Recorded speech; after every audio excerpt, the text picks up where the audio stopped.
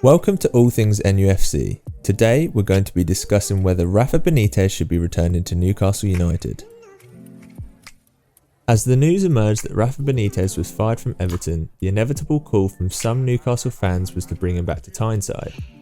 It's no secret that the PIF and Amanda Staveley had Benitez as their main target to manage their newly acquired club.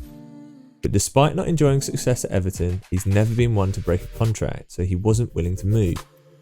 Looking at the online talk, there seems to be three main opinions on how Rafa could be involved with Newcastle. Number 1, he takes over from Eddie Howe. Number 2, he takes on the director of football position. Or number 3, no involvement whatsoever and we move on from him.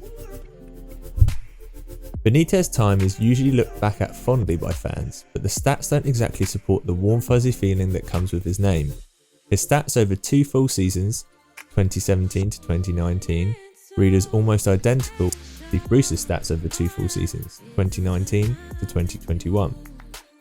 90 points each, 24 wins to Steve Bruce's 23, 81 goals, 3 less than Bruce's 84, better defensively with 95 goals conceded to Bruce's 120 goals conceded, and just 40% possession to 38% under Steve Bruce.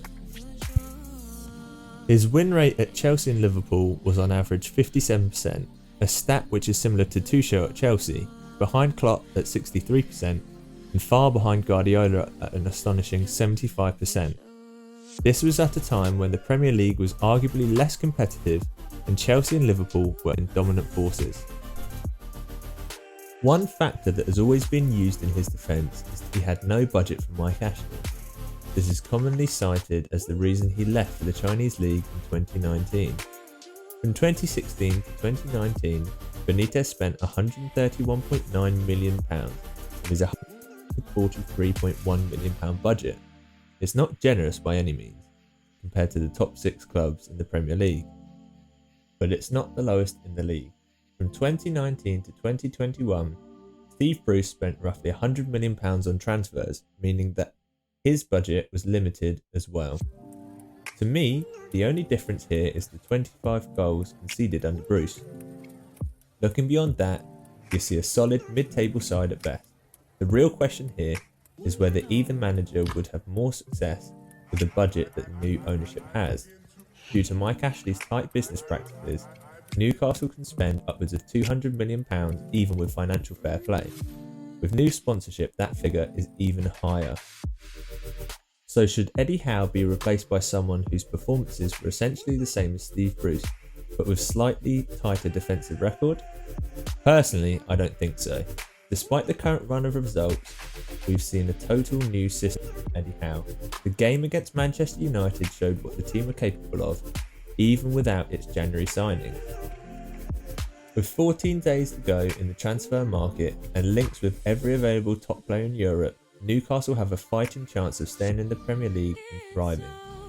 With the lingering taste of 35 defeats in the last 38 games just before Howe joined, the players have forgotten what it feels like to win. Their mentality is the main problem. No amount of upgrades to the facilities and new systems can change that.